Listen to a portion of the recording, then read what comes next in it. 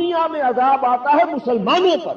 مسلمان ہو کر تم اگر اسلام پر عمل نہیں کرتے، دعویٰ تمہارا اسلام کا ہو اور عمل تمہارا کافرانہ ہو، نام لو تم محمد کا صلی اللہ علیہ وسلم اور اتباع کرو تم محمد کے دشمنوں کا، دعویٰ کرو اللہ اور اس کے رسول کی وفاداری کا اور تمہاری دوستیاں ہوں اللہ اور اس کے رسول کے دشمنوں سے، تم کہو اللہ اور اس کے رسول کے احکام کو ہم مانتے ہیں اور سودی کاروبار کر کے اللہ اور اس کے رسول کے خلاف اعلان جنگ کیے رکھو. اصل عذاب دنیا میں مسلمانوں پر. تمہیداً میں عرض کر دوں کہ مسئلہ شفاعت ہمارے دین کے بہت مشکل مسائل میں سے، بلکہ آج جب میں غور کر رہا تھا تو میں اس نتیجے پر پہنچا کہ مشکل ہونے کے اعتبار سے یہ بالکل جبر و قدر کے مسئلے کے ہم پلہ ہے. جیسے جبر و قدر کا مسئلہ ہے، جسے عام طور پر عام فہم الفاظ میں ہم کہتے ہیں تقدیر کا مسئلہ. تقدیر کا مسئلہ وہ ہے کہ جس کے بارے میں اگر کوئی بحث کی جائے، گفتگو کی جائے تو الجھ جائے، سمجھ میں نہیں آئے. اگرچہ یہ کہ چونکہ اس پر ایمان لانا یہ ہم پر واجب کیا گیا ہے، ایمان لانے کے ہم مکلف ہیں. چنانچہ جو ایمانیات احادیث میں بیان ہوئے ہیں کہ جن پر ایمان لانا لازم ہے، حدیث جبرائیل میں جو الفاظ ہیں ان تؤمن بالقدر خیرہ وشرہ من اللہ تعالی، آپ نے فرمایا کہ ایمان کے تقاضوں میں سے یہ بھی ہے کہ تم قدر پر ایمان رکھو، تقدیر پر ایمان رکھو کہ اس کا خیر بھی اس کا شر بھی دونوں اللہ کی طرف. لیکن یہ مسئلہ جو کہ ایمانیات کے ضمن میں اتنا اہمیت کا حامل ہے، واقعہ یہ ہے کہ اس کے بارے میں اگر کھود پرید کی جائے، گفتگو کی جائے، رد و قضا ہو، بحث و نزاع ہو تو یہ الجھ جائے گا اور حل نہیں.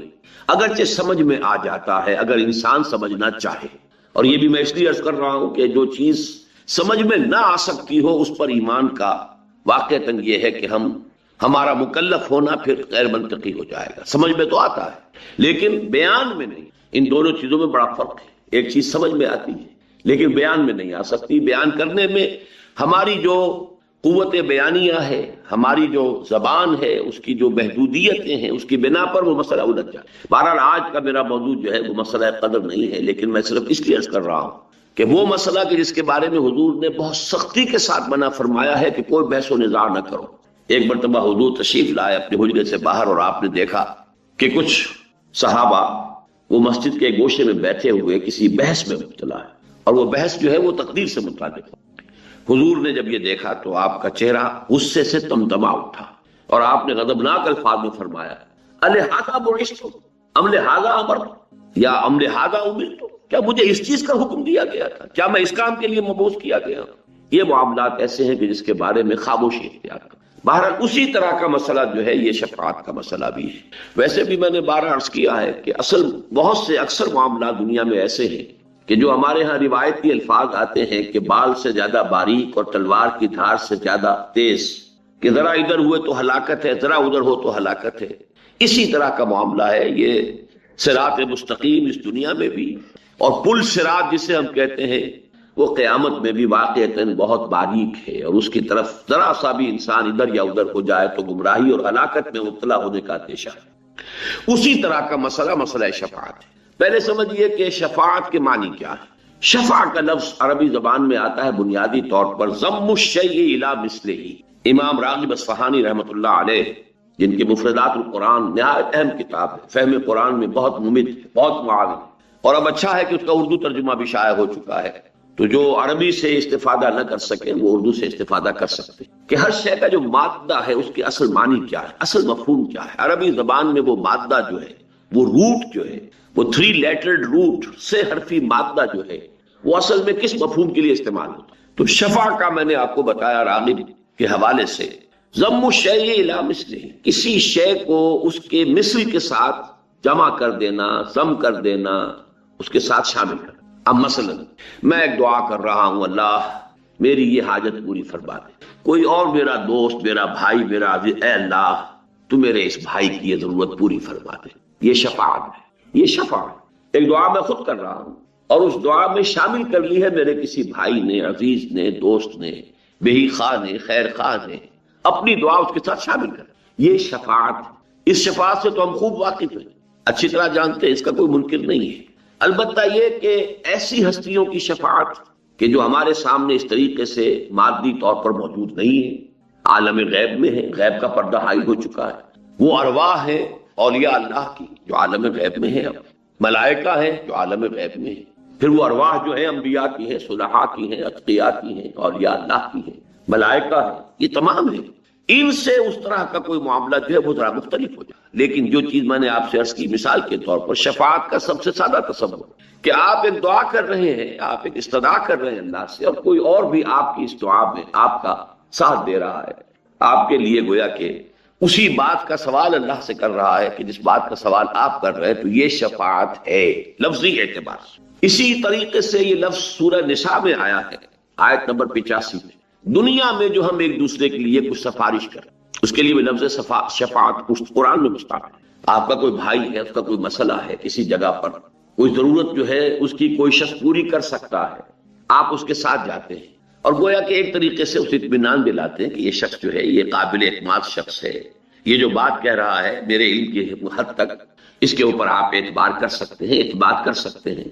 یہ چیز بھی شفاعت ہو گئی اس دنیا کے اندر، گویا کہ آپ نے کسی کی ضرورت میں اپنے علم کی بنا پر یا اپنی کسی وجاہت کی بنیاد پر کہ جو آپ کو کسی کے ساتھ حاصل ہے، کوئی شخص ہے جو آپ کی قدر کرتا ہے، آپ کی عزت کرتا ہے، اس کی نگاہوں میں آپ ایک معتمد علیہ انسان ہے، ایک آپ معتبر انسان ہے، آپ جو بات کہہ رہے ہیں اس کے اوپر وہ اعتبار کر سکتا ہے، تو آپ اپنی ان صلاحیتوں کو، یا یہ کہ کوئی شخص آپ سے محبت کرتا ہے اور اس کی بنا پر یہ ہے کہ وہ آپ کی بات ایک حد تک جائز حد تک ہو تو وہ ٹالے گا نہیں، تو یہ ایک شفاعت ہے کہ جو دنیا میں بھی شخص سفارش کے معنی میں جب ہم استعمال کرتے ہیں تو قرآن مجید میں ہمیں اصول بتایا گیا، من یشفع شفاعتا حسنۃ یکن لہ نصیب منہا ومن یشفع شفاعتا سیئۃ یکن لہ کفل منہا۔ بالکل منطقی بات ہے، جو شخص کوئی اچھی سفارش کرے گا، اچھی شفاعت کرے گا، وہ اچھائی کے لیے بھی ہو سکتی ہے، اچھی بات کے لیے ہو سکتی ہے، پھر یہ کہ بالکل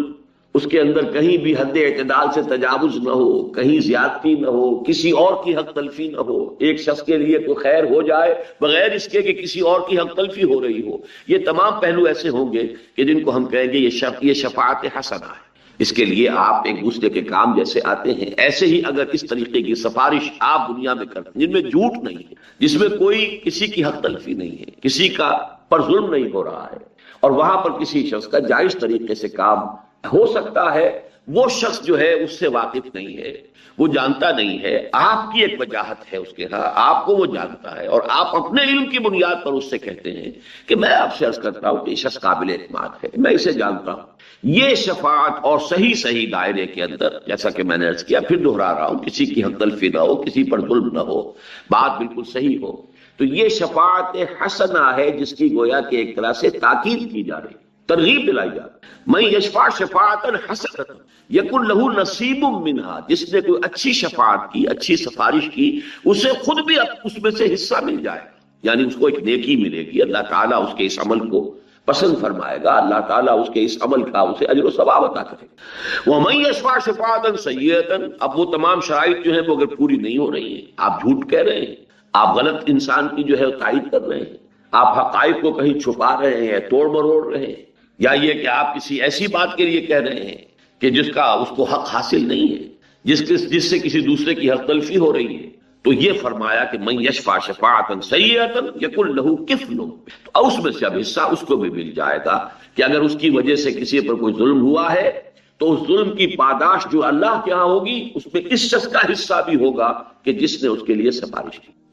تو یہ تو لفظ شفاعت اور شفاعت کے دو معنی کے جو مستعمل ہیں، عام ہیں، واضح ہیں، منطقی ہیں، جن میں کوئی اشکال نہیں، جن میں کوئی دقت نہیں، لیکن یہ کہ اب سمجھیے وہ شفاعت کہ جو تمام گمراہیوں کی جڑ ہے، یہ میں پچھلی مرتبہ عرض کر چکا ہوں، شرک کی اصل بنیاد شفاعت باطلہ کا تصور، غلط شفاعت کا غلط تصور۔ میں عرض کر چکا ہوں کہ دنیا میں دیکھیے ایک تو ہے معاملہ الحاد، خدا کا انکار، کوری مادہ پرستی، میٹیریلزم، جو بھی آپ کہیں، میں اس وقت اس سے گفتگو نہیں کر رہا۔ ایک ہے شرک لازماً دو چیزوں پر مشتمل ہے، کسی بڑے خدا کو مان کر اس کے ساتھ چھوٹے خداؤں کو ماننا، وہاں بڑے خدا کا انکار نہیں ہے، میں نے مثالیں بھی دی تھیں، یاد ہوگا، اور بارہا یہ میرے دروس میں باتیں آ چکی ہیں، مشرق سے مغرب تک چلے جائیے آپ کو ہر جگہ یہ تصور شرک کا ملے گا۔ مہادیو ایک، مہادیو وہ تو ایک ہی ہو سکتا ہے، ایک ہی ہے، دیویاں اور دیوتا بے شمار، کوئی آگ کی دیوی ہے اور کوئی پانی کا جل دیوتا ہے اور اگنی دیوی ہے اور کوئی لکشمی بائی ہے، لکشمی دیوی ہے، وہ دولت کی ہے، وہ گنتے جائیے، وہ بے شمار۔ بالکل ویسٹ میں چلے جائیے، بڑے جی سے لکھا جائے گا گاڈ، تو وہ ایک ہی ہے، کیپٹل جی۔ اس کے 3 صفات جو ہمیشہ مانی گئی ہیں، اومنی پوٹنٹ، اومنیشینٹ، اومنی پریزنٹ۔ وہ جو بڑا خدا ہے ایک اکیلا، جی سے لکھا جانے والا، کیپٹل جی سے، وہ اومنی پوٹنٹ ہے، علی کل شیء قدیر، اومنیشینٹ ہے، بکل شیء علیم، اومنی پریزنٹ ہے، ہر جگہ موجود، ہوا معکم اینما کنتم۔ یہ 3 صفات ہر جگہ مانی گئی اس بڑے خدا۔ یہی معاملہ تھا عرب میں، اللہ وہ ایک ہی تھا، لیکن آلہہ، وہاں گاڈ کے ساتھ گاڈیسز اینڈ گاڈز، چھوٹے جی سے لکھے جانے والے بے شمار گاڈز اینڈ گاڈیسز، ان کی گنتی نہیں ہو سکتی۔ اسی طریقے سے اللہ ایک اور آلہہ۔ اب یہ آلہہ 2 طرح کے بنائے گئے، ظاہر بات ہے کہ ان کی، جیسا کہ میں نے پچھلی مرتبہ بھی عرض کیا تھا کہ اصل میں تو یہ بگڑی ہوئی شکلیں ہیں، جو اصل حقیقتیں تھیں ان کے اندر تھوڑا تھوڑا رد و بدل ہوتے ہوتے ہوتے ہوتے وہ شے بالکل ایک نئی بن کر ایک عجیب صورت اختیار کر لیتی ہے، لیکن تھی تو تمام چیزیں جو ہیں، دین توحید ہی تھا آغاز میں۔ حضرت آدم علیہ السلام اللہ کے نبی تھے، یعنی نوع انسانی کا اور تاریخ انسانی کا آغاز جو ہے وہ اندھیرے میں نہیں ہوا، ظلمت میں نہیں ہوا، تاریکی میں نہیں ہوا، جہالت میں نہیں ہوا۔ سائنٹیفک اعتبار سے آپ کہہ سکتے ہیں کہ علم بہت کم ہوگا ان کے پاس یا نہیں ہوگا بالکل، لیکن یہ کہ یہ العلم جو ہے، فَاعْلَمْ ان اللہ لا الہ الا ہو، جان لو کہ اللہ کے سوا کوئی نہیں، یہ ہے اصل علم۔ 100 علموں کا ایک علم، بلکہ 1000 علموں کا ایک علم۔ اسی لیے وہ بہت صحیح کہا ہے وہ کہ علم و بس کری ہو یار، اکو الف تیرے درکار، یہ ایک الف کافی۔ یہ علم تو ہمیشہ سے تھا، لیکن اس کی بگڑی ہوئی شکلیں، اس سے نکلی ہیں کھاڑیاں، نکل کر انہوں نے شکلیں بدل لی ہیں۔ ایمان بالملائکہ جو ہمارے ہاں ایمان کے اجزاء لا ينفک میں سے ہے، اس کی بگڑی ہوئی شکل ہے جو یہ دیوتاؤں کی بنائی گئی ہے۔ کوئی پہاڑوں کا دیوتا ہے، کوئی فلاں کا دیوتا، ملائکہ ہے۔ یہ وسیع اور اس کائنات جس کا کہ ابھی تک ہمیں کچھ پتہ نہیں ہے، اس کے سائز کا کوئی تصور آج بھی نہیں ہے انسان کو، قطعاً پتہ نہیں کہاں شروع ہوتی ہے کہاں ختم ہوتی ہے۔ اس کائنات میں ایک حکومت ہے باقاعدہ، اس کی ایک بیوروکریسی کہہ لیجئے، اس کے کارندے ہیں، ان کے سول سرونٹس ہیں، وہ ملائکہ ہیں، اللہ کے احکام کی تنفیذ کر رہے ہیں۔ بس قرآن نے جو واضح کیا، جو حقیقت واضح رہنی چاہیے، وہ یہ کہ انہیں اختیار کوئی نہیں، یفعلون ما یؤمرون، جو حکم ملتا ہے ان میں کوئی اختیار نہیں۔ اگر ذرا سا بھی یہاں سے پاؤں پھسلا، ان کے لیے بھی کسی درجے میں اختیار کا تصور آ گیا، اب وہ گویا کہ نائبین بن گئے اللہ۔ اور نائب جو ہے ظاہر بات ہے کہ اسے کچھ نہ کچھ اختیار دیا جاتا ہے، تو جب اختیار دیا جاتا ہے تو اس اختیار کے اعتبار سے اس کے ہاتھ میں آپ کا کچھ نہ کچھ خیر و شر تو آ گیا نا۔ اب اس خیر و شر کے لیے کچھ ڈنڈوت اس کی بھی کی جائے، کچھ اظہار تعظیم ان کے سامنے بھی ہو، کوئی اظہار نیاز کیا جائے، اظہار نیاز مندی، اظہار تعظیم۔ یہاں سے بگڑتی ہوئی وہ شکل جو ہے ایمان بالملائکہ، اس نے در حقیقت صورت اختیار کر لی ان دیوتاؤں اور دیویوں۔ ایک شکل تو یہ تھی، اسی کی نفی کی ہے جیسا کہ ہم پڑھ چکے ہیں پہلے۔ میں نے عرض کیا تھا کہ سورۃ الاخلاص کے تقریباً ہم وزن ہے آخری آیت سورہ بنی اسرائیل کی، وَقُلِ الْحَمْدُ لِلَّهِ الَّذِي لَمْ يَتَّخِذْ وَلَدًا وَلَمْ يَكُن لَّهُ شَرِيكٌ فِي الْمُلْكِ، اس کا کوئی ساجی نہیں ہے حکومت میں اور اختیار میں، کوئی ساجی۔ یہ پوری بادشاہی تنہا اسی کے ہاتھ۔ لِمَنِ الْمُلْكُ الْيَوْمَ لِلَّهِ الْوَاحِدِ الْقَهَّارِ۔ یہ حقیقت جو قیامت میں بالکل واضح ہو جائے گی، آج ذرا چھپی ہوئی ہے، نگاہوں سے اوجھل ہے، آج اسے سمجھنے کے لیے اور اس پر اپنے دل کو قائم رکھنے کے لیے کچھ محنت کی ضرورت ہے۔ قیامت کے دن یہ اڑیا حقیقت سامنے ہو آئے گی، لمن الملک اليوم للہ الواحد القہار۔ کس کے لیے بادشاہ؟ صرف اس اللہ کے لیے جو اکیلا ہے، تنہا ہے، قہار ہے، چھایا ہوا ہے، قاہر ہے، اس کے قبضہ قدرت سے کوئی شے باہر نہیں۔ تو اللہ کے ساتھ کوئی ملک میں ساتھی نہیں، لم یکن لہ شریک فی الملک۔ اچھا، دوسرا تصور جو پیدا ہوا وہ اس اعتبار سے پیدا ہوا کہ انسان نے اللہ کو بھی کچھ نہ کچھ اپنے اوپر قیاس کیا، اور یہ انسان کی مجبوری ہے۔ آخر اس کی سوچ، اس کی قوت متخیلہ، چاہے ہم کہیں کہ اس قوت متخیلہ جو ہے اس کے لیے تو کوئی انتہا نہیں، کوئی لیمٹس نہیں، تخیل کو آدمی جہاں چاہے لے جائے۔ فکر انسان پر تیری ہستی سے یہ روشن ہوا ہے، پرے برغ تخیل کی رسائی تا کجا۔ لیکن جان لیجئے ہماری قوت متخیلہ بھی محدود ہے۔ کس معنی میں؟ کہ ہمارا سارا جو پیرامیٹر بنتا ہے وہ تو ہمارے مشاہدات سے بنتا ہے۔ ہماری سوچ کے لیے بھی جو اس کے حدود ہیں معین ہوتی ہیں، وہ ہماری مشاہدات سے، ہماری عقل سے، ہماری سمجھ سے، اور اسی کے اعتبار سے کچھ مزید ہو جائے گا تو تخیل ہو جائے گا۔ تو انسان نے خدا کے بارے میں بھی جب بھی غور کیا تو کچھ اپنے اوپر قیاس کیا، جس کو بڑی خوبصورتی سے اقبال نے واضح کیا ہے، مکالمہ۔ ایک بت تراش ہے، وہ بت اس نے بنایا ہے، لیکن بنایا کیا ہے وہ بت تراش نے؟ اس نے اپنے دو ہاتھ دیکھے تھے، اس بت کے اندر بھی دو ہاتھ بنا دیے۔ وہ خدا بنا رہا ہے، دیوتا بنا رہا ہے، لیکن کیا بنائے گا؟ اپنے دو ہاتھ دیکھے تھے، دو ہاتھ اس کے بنا دیے۔ اپنی دو آنکھیں تھی، اس کی بھی دو آنکھیں بنا دی، ذرا موٹی موٹی بنا دی ہوں گی، بڑی بنا دی ہوں گی۔ چلیے کسی کی جو ہے وہ ہندوؤں میں سے کسی نے اس کی ناک جو ہے وہ بڑی بنائی تو وہ اس کو ہاتھی کے سونڈ کے مطابق بنا دیا۔ ایسا بھی تو ان کا ایک خدا ہے، گنیش جی کی جو ناک ہے وہ ہاتھی کے سونڈ کے بنا۔ لیکن آدمی جائے گا کہاں؟ One can not out grow his skin. انسان اپنے تخیلات میں بھی، تصورات میں بھی، اپنے مشاہدات سے باہر کہاں جائے گا؟ تو وہ بت یہ کہہ رہا ہے کہ تو نے مجھے خدا بنانا چاہا تھا، لیکن تو نے بنایا کیا ہے؟ مرا بر صورت خیش آفریدی، تو نے مجھے اپنی شکل پر ڈھال دیا، جو اپنے آپ کے اندر دیکھا وہ میرے اندر بنا دیا۔ برون خیشتن آخر چہ دی، تو نے اپنے آپ سے باہر کیا دیکھا؟ کچھ بھی نہیں دیکھا۔ تو اسی طریقے سے انسان نے خدا کو بھی تصور کیا کہ جیسے ایک انسان کو اولاد سے محبت ہوتی ہے، بیٹا محبوب ہے، اچھا بیٹا کسی اور اعتبار سے محبوب ہوتا ہے، بیٹی کی محبوبیت کسی اور اعتبار سے، بیٹی کمزور ہے، جن سے ضعیف ہے، لیکن یہ کہ اس پر واقعتاً یہ ہے کہ شفقت زیادہ ہو، بیٹے پر یہ زیادہ ہوتا ہے کہ اس کی وجہ سے میرا نام چلے گا، میرا خاندان ہے، اس کا تسلسل ہے، میرا نام باقی رہے گا، بڑھاپے میں یہ میرا سہارا بنے گا، وغیرہ وغیرہ۔ اس اعتبار سے جو اہمیت ہے وہ بیٹے کی۔ لیکن یہ ہے کہ محبت اور شفقت جذباتی لگا، بیٹی کوئی بات کہے تو بڑا مشکل ہوتا ہے ٹالنا۔ اور اسی اعتبار سے واقعہ یہ ہے کہ میں بسا اوقات بمشکل اپنے آنسو روکتا ہوں اس واقعے کو بیان کرتے ہوئے کہ جب حضور کے سامنے حضرت فاطمہ آئی، جن کے بارے میں حضور فرماتے ہیں فاطمہ تو بصۃ منی، میرا جگر کا ٹکڑا ہے، اور انہوں نے آ کر، اب تصور کیجئے آپ کو، وہ دکھا رہی ہیں اپنے ہاتھ کے اوپر پڑے ہوئے گٹھے کہ حضور ابا جان دیکھیے یہ چکی چلا چلا کر میرے ہاتھوں پہ گٹھے پڑ گئے، کندھے کا نشان دیکھیے کہ میں مشکیدہ خود پانی بھر کر لاتی ہوں کنویں سے، مشکیدہ جو ہے اس کی وجہ سے میرے کندھے کے اوپر یہ بتیاں پڑ گئی۔ تو اب تو عام مسلمانوں کے ہاں بھی بڑی سہولت ہو گئی ہے، فراوانی ہے، اب وہ تنگ دستی اور اسرت کا دور ختم ہو گیا۔ تو ابا جان مجھے بھی کوئی کنیز، کوئی غلام عطا فرما دیجئے تاکہ میری بھی یہ مشکل آسان۔ کیا بیتی ہوگی حضور کے قلب، تصور کیجئے۔ کہا کیا؟ نہیں بیٹی یہ چیزیں ہمارے لیے نہیں، میں تمہیں اس سے بہتر چیز دے رہا ہوں۔ ہر نماز کے بعد وہ تسبیح فاطمہ جو مشہور ہے، جب بھی کبھی آپ یہ تسبیح فاطمہ کیا کریں تو اس واقعے کو یاد کر لیا کیجیے کہ تسبیح فاطمہ کا شان نزول کیا، یہ کب عطا کی ہے حضور نے صلی اللہ علیہ وسلم اپنے جگر گوشے کو، جب یہ درخواست دے کر حضرت فاطمہ حاضر ہوئی رضی اللہ تعالیٰ۔ نہیں بیٹا یہ چیزیں ہمارے لیے نہیں ہیں، یہ اوروں کے لیے، ہمارے لیے تو جو چیزیں بہتر ہیں میں تمہیں وہ دے رہا ہوں۔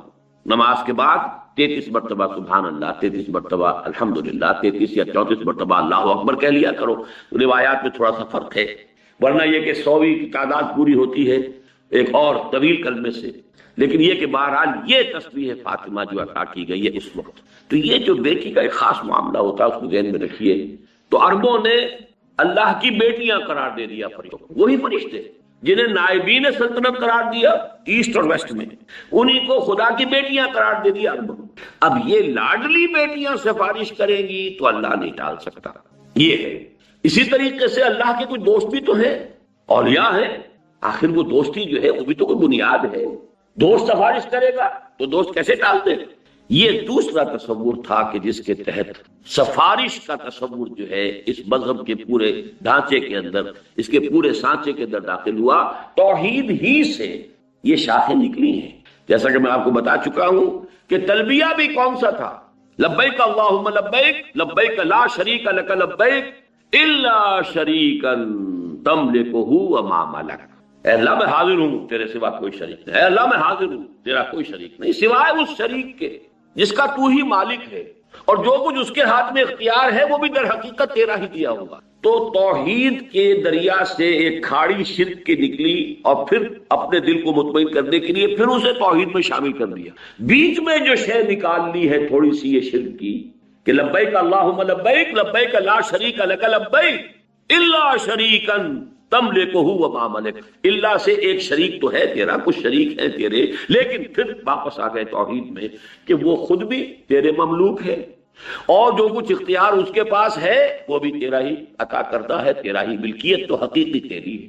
تو گویا کہ توحید سے شروع ہو کر پھر توحید پر بیچ میں وہ جو ایک خم نکال لیا ہے، ایک کجی نکال لی ہے، ایک ٹیڑھ پیدا کر لی ہے، جیسے کہ آیت الکرسی کے بعد آتا ہے کہ لا اکراہ فی الدین قد تبین الرشد من الغی، وہ غی جو آتی ہے بس وہ ہے کہ جس نے سارا فساد دنیا میں کر، اور نتیجہ کیا ہوتا ہے؟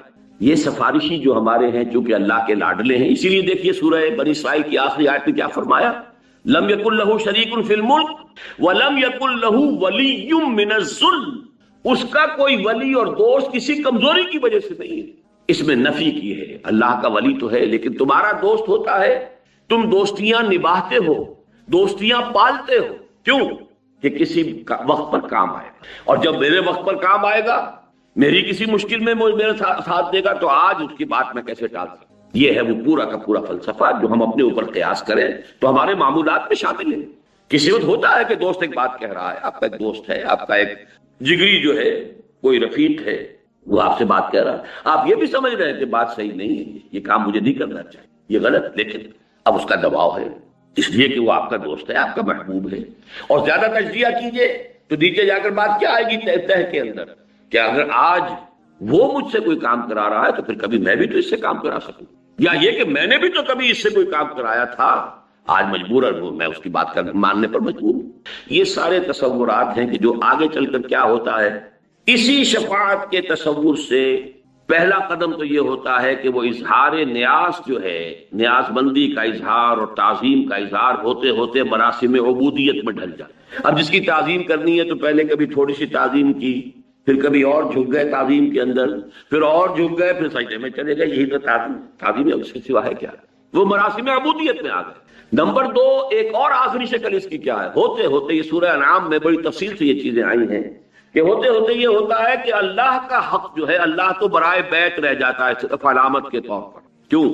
دیکھیے جو سب سے اوپر بیٹھا ہوا ہے وہ ہے تو صحیح، اختیار اسی کا ہے، صدر مملکت ہے پاکستان کے، اصل اختیارات تو ان کے پاس ہیں، وزیر اعظم ہے اس کے پاس اختیارات ہیں، لیکن دیہاتی کو تو پتا ہے کہ میرا معاملہ تو اس پٹواری کے ہاتھ میں ہے، اس کا قلم ادھر سے ادھر ہو جائے تو میرے لیے مصیبت بھی آ سکتی ہے اور میری مشکل حل بھی ہو سکتی ہے، اصل تو ہاتھ اس کے ہاتھ میں ہے۔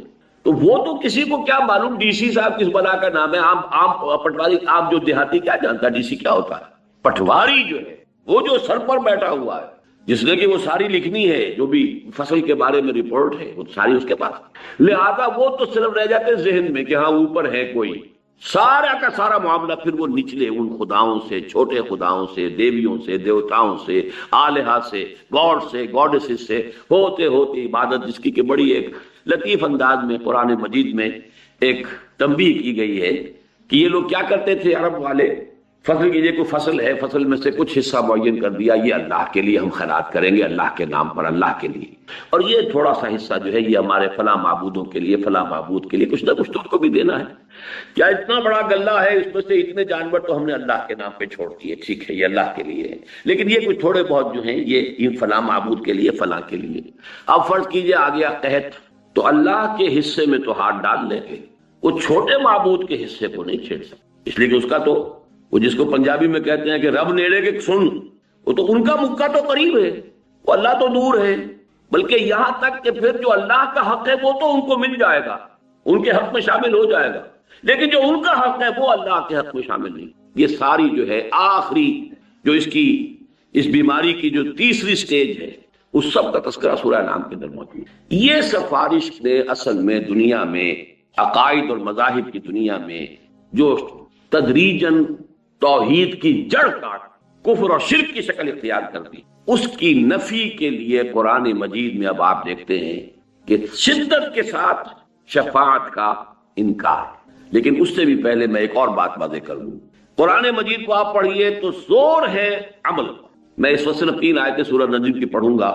لیس للانسان الا ما سعى وان سعيه سوف يرى ثم يجزاه الجزاء الاوفى، نہیں ہے انسان کے لیے مگر صرف وہ جس کے لیے اس نے خود محنت کی، ہاں اس کی محنت اس کے سامنے رکھ دی جائے گی، وہ دیکھ لے گا، دکھا دی جائے گی۔ جیسے کہ فرمایا فَمَنْ يَعْمَلْ مِثْقَالَ ذَرَّةٍ خَيْرًا يَرَهُ وَمَنْ يَعْمَلْ مِثْقَالَ ذَرَّةٍ شَرًّا۔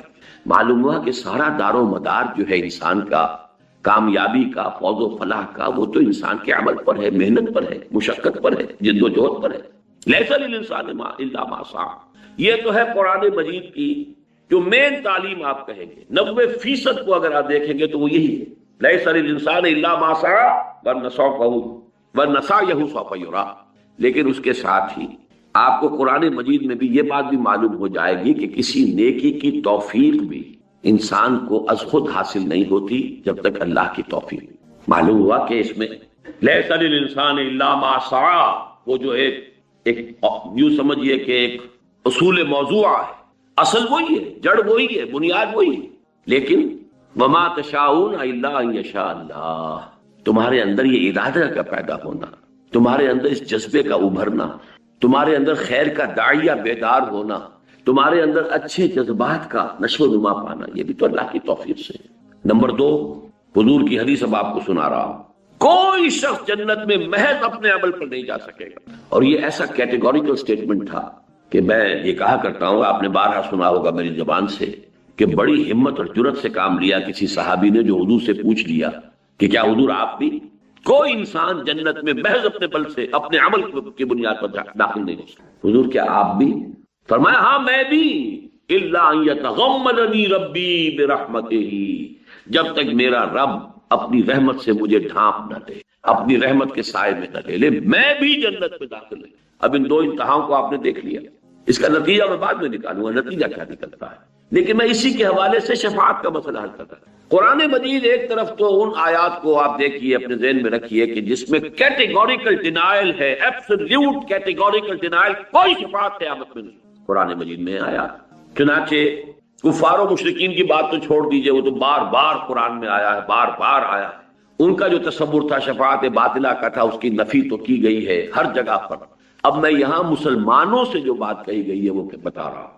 ایک سابقہ امت مسلمہ، یہ الفاظ جو ہیں یہ میں نے ہی عام کیے ہیں کہ سابقہ امت مسلمہ بھی ایک تھی اور ابھی تک موجود ہے ان ایگزائل، جیسے کہیں کا کوئی بادشاہ ہو اور وہ کہیں جلا وطن ہوا ہو، لیکن موجود تو ہے سابقہ امت مسلمہ یہود۔ اور بعض اعتبارات سے آپ اپنے آپ سے اگر تقابل کریں گے تو ان کا پلڑا بہت بھاری ملے گا۔ وہ جو غالب نے کہا تھا کہ ریختہ کہ ایک تم ہی استاد نہیں ہو غالب، سنتے ہیں اگلے زمانے میں کوئی میر بھی تھا، ہم ہی تو نہیں امت مسلمہ، اگلے زمانے میں کوئی اور امت بھی تھی اور وہ بھی موجود ہے آج تک۔ بنی اسرائیل 2000 برس عمر ہوئی اس امت کی، اس لیے کہ بحیثیت امت بنی اسرائیل کے بعد امت محمد صلی اللہ علیہ وسلم 7ویں صدی عیسوی سے شروع ہو رہی ہے امت محمد، اور 1400 قبل مسیح سے شروع ہوئی تھی سابقہ امت مسلمہ، امت موسیٰ بنی اسرائیل، پورے 2000۔ اور مزید یہ ویسے یہ کہ قرآن مجید اپنی عظمت کے اعتبار سے تمام کتب سابقہ پر حاوی ہے، زیادہ بھاری ہے، مہیمنن علیہ ہے، لیکن تعداد کے اعتبار سے تو ہم 4 کتابوں پر ایمان رکھتے ہیں نا، جن میں سے 3 وہ ہیں جو سابقہ امت کو دی، تورات، زبور، انجیل۔ نمبر 3، 1400 برس، اور اس کو خاص طور پہ اس لیے میں نوٹ کرایا کرتا ہوں کہ 1400 برس آج ہماری عمر ہوئی ہے امت مسلمہ کی، 1400 برس، 15ویں صدی شروع ہوئی ہے ہجری، 17واں سال ہے۔ 1400 برس اس امت کے اس حال میں گزرے کہ ایک لمحہ بھی ایسا نہیں آیا کہ کوئی نبی موجود، ایک کنٹینیوس چین آف انبیاء، کلما ہلک نبی خلفہ نبی، جب بھی کوئی نبی فوت ہوا اس کا خلیفہ کوئی اور نبی ہو گیا، اس کے بعد میں جانشین نبی تھا، اور شروع بھی 2 سے ہوئے اور اختتام بھی 2 پر ہوا۔ This chain, long chain of prophet, starting with 2، Musa بھی نبی، ہارون بھی نبی، اینڈنگ اگین ود 2، یحییٰ بھی نبی، عیسیٰ بھی، اور درمیان میں یوں سمجھ لیجئے 2 کھوٹے ادھر اور 2 کھوٹے ادھر، بلکہ ایک کھوٹا، ہاں 2 کھوٹے ادھر 2 کھوٹے ادھر، اور پھر ان کے درمیان وہ چین ہے کہ کوئی وقت ایسا نہیں گزرا کہ نبی نہ ہو۔ اس امت کا جو خطاب اس سے براہ راست قرآن میں ہوا ہے وہ 10 رکوع سورہ بقرہ کے اہم ترین ہیں، 5 میں سے شروع ہو کر اور 14ویں کے اختتام پر، بلکہ 15ویں کے شروع میں۔ ان میں سے بھی ایک حصہ جو ہے، ایک رکوع میں نے 12 آپ کو بتایا کہ وہ تو ہے دعوت کا، اور 9 رکوع ہے ملامت، تم نے یہ کیا، تم نے یہ کیا، تمہاری یہ گمراہی، تمہاری یہ غلطی، تم نے دین میں یہ تحریف کی، تم نے یہ تصورات غلط اختیار کی، وغیرہ وغیرہ۔ ایک بہت ہی لمبا یوں سمجھیے لمبی فرد قرارداد جرم، فرد جرم دونوں میں شروع میں اور آخر میں آپ کو جو آیت ملتی ہے وہ نوٹ کیجئے، وَاتَّقُوا يَوْمًا لَا تَجْزِي نَفْسٌ عَن نَفْسٍ شَيْئًا وَلَا يُقْبَلُ مِنْهَا شَفَاعَةٌ وَلَا يُؤْخَذُ مِنْهَا عَدْلٌ وَلَا هُمْ يُنصَرُونَ۔ چار چیزوں کی کیٹیگوریکل نفی۔ ڈرو اس دن سے جس دن کوئی جان کسی جان کی دوسری جان کے کام نہیں آ سکتی، کوئی شفاعت قبول نہیں کی، کوئی فدیہ نہیں قبول کیا جائے، کوئی کسی طرف سے نصرت اور مدد نہیں ہو سکتی۔ اب یہ ہے یوم آخر کا تصور، قیامت کے دن کا تصور۔ وَاتَّقُوا يَوْمًا لَا تَجْزِي نَفْسٌ عَن نَفْسٍ شَيْئًا وَلَا يُقْبَلُ مِنْهَا شَفَاعَةٌ وَلَا يُؤْخَذُ مِنْهَا عَدْلٌ وَلَا هُمْ يُنصَرُونَ۔ یہ تو ہے آیت نمبر 48 چھٹے رکوع کی آیت نمبر 2، اور آیت نمبر 123 15ویں رکوع کی آیت نمبر 2، پھر وہی چار چیزیں، ایک لفظ فرق کا فرق ڈال دیا ادھر سے ادھر، آخر بھی وہی شروع بھی وہی، درمیان کی دو چیزیں جو تھیں ان میں سے اس کی پوزیشن صرف بدل دی ہے۔ وَاتَّقُوا يَوْمًا لَا تَجْزِي نَفْسٌ عَن نَفْسٍ شَيْئًا وَلَا يُقْبَلُ مِنْهَا عَدْلٌ، اب یہاں عدل پہلے آ گیا، وَلَا تَنفَعُهَا شَفَاعَةٌ، اور کوئی شفاعت اسے فائدہ نہیں پہنچائے گا، وَلَا هُمْ يُنصَرُونَ، اور نہ ان کی مدد کی۔ بتائیے کہیں کوئی کسر رہ گئی؟ معلوم اپنا عمل ہوگا، لیس للانسان الا ما سعى وان سعيه سوف يرى، یہ اسی کی شرح۔ واتقوا يوما لا تجزي نفس عن نفس شيئا ولا يقبل منها شفاعة ولا يؤخذ منها عدل ولا هم ينصرون۔ واتقوا يوما لا تجزي نفس عن نفس شيئا ولا يقبل منها عدل ولا تنفعها شفاعة ولا هم ينصرون۔ اور اب امت مسلمہ کا دیکھ، موجودہ امت مسلمہ، اسی آیت الکرسی سے پہلی آیت کیا ہے؟ اگلے اتوار کو انشاءاللہ میں اسی کا درس دوں گا۔ وہ پہلی آیت، اس آیت الکرسی سے ایک آیت پہلے اور آیت الکرسی سے دو آیتیں بعد میں، اس پر انشاءاللہ ہمارا اگلا درس۔ یا ایھا الذین آمنوا انفقوا مما رزقناکم من قبل ان یاتی یوم لا بیع فیہ ولا خلۃ ولا شفاعۃ والکافرون هم الظالمون۔ اے ایمان کے دعوے دارو، خرچ کرو، لگا دو، کھپا دو ان سب چیزوں میں سے جو اللہ نے تمہیں دی، اس سے پہلے کہ وہ دن آ جائے جس دن نہ کوئی لین دین ہوگا، نہ کوئی سفارش اور شفاعت ہو، نہ کوئی دوستی کا، والکافرون هم الظالمون، اور کفر کرنے والے ہی ظالم شمار۔ یہ میں نے آپ کو 3 مثالیں دی ہے کیٹیگوریکل ڈینائل کی، کہ کوئی شفاعت، تاکہ ایک دفعہ تو جڑ کٹ جائے، بات جو ہے بنیادی طور پر مستحکم ہو جائے، اس کے بعد اللہ بھی آتا ہے۔ یہ دوسرا اسلوب ہے قرآن مجید۔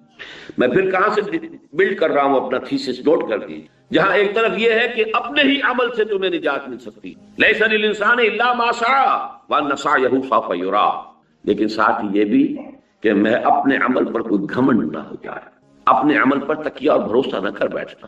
دو پہلو ذہن میں ہمیشہ رہیں، ایک یہ کہ اگر کسی خیر کی توفیق ملی ہے تو وہ بھی اللہ ہی سے، اسی کے لیے شکر، الحمدللہ الذی ہدانا لہذا وما كنا لنہتدی لولا ان ہدانا۔ اور دوسرے یہ کہ محض اپنے عمل پر کبھی تکیہ نہ کرنا، جو کوتاہیاں لاکھوں ہو رہی ہوتی ہیں جس کا تمہیں اندازہ بھی نہیں، تم ان کو جانتے بھی نہیں، نہ معلوم وہ کتنے انبار جمع ہو رہے ہیں، وہ جو گناہ کبیرہ ہیں ان کے کتنے تم نے انبار جمع کر لیے، ان کا وزن کتنا ہو جائے۔ لہذا رحمت خداوندی کے بغیر نہ سمجھنا کہ رستگاری ہو سکے گی۔ کوئی انسان محض اپنے عمل سے جنت میں داخل نہیں ہو سکتا، یہاں تک کہ حضور اپنے بارے میں فرما رہے ہیں میں بھی جنت میں داخل نہیں ہو سکوں گا الا یتغمدنی ربی برحمتہ، مگر یہ کہ اللہ میرا رب مجھے اپنی رحمت کے تحت سائے میں لے لے۔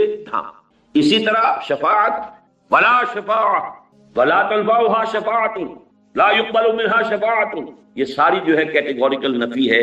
اب میں 8 مقامات گنوا دیتا ہوں کہ جس کے اندر ایک الا بھی ہے کہ نہیں کچھ ہے، شفاعت ہے۔ اسی لیے میں نے عرض کیا تھا کہ مشکل معاملہ ہے، جیسے تقدیر کا معاملہ ویسے مشکل ہے۔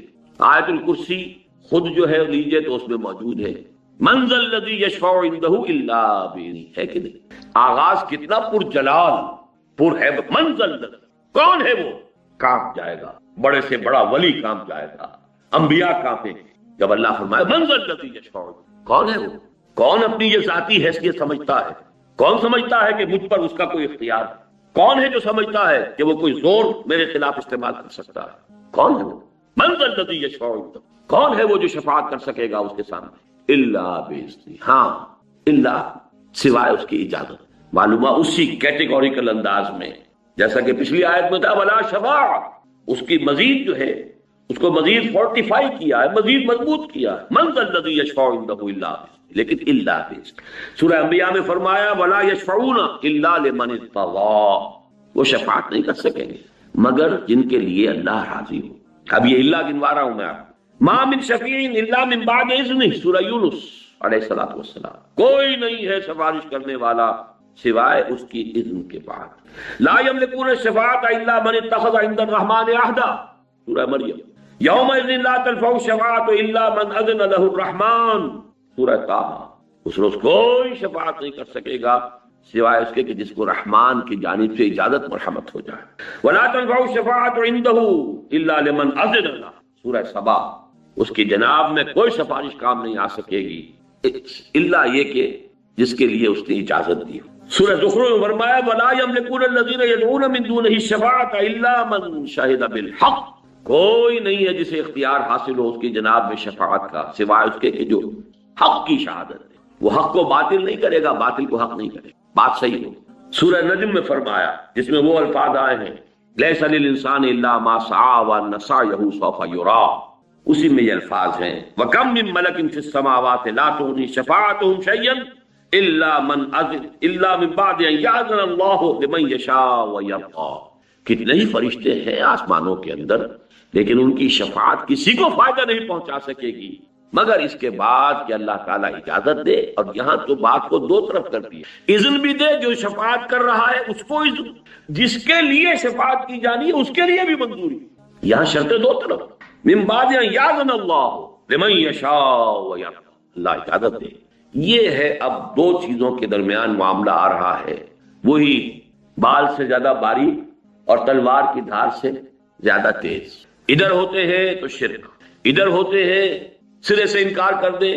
چنانچہ ہمارے ہاں ہے یہ انتہائی موجود ہے. خوارج نے سرے سے انکار کیا، کوئی شفاعت. وہ انتہائی شدید تھے اپنے ان معاملات کے. ان کی شدت کا ایک مظہر یہ بھی تو ہے نا کہ جو گناہ کبیرہ کا مرتکب ہے وہ کافر ہو گیا، کافر ہو گیا تو گویا کہ مرتد ہے، مرتد ہے تو وہ واجب القتل ہے. وہ تو پھر چونکہ ایک فشت اول چونی حد معمار کج تاثریہ بھی ربط دیوار کج.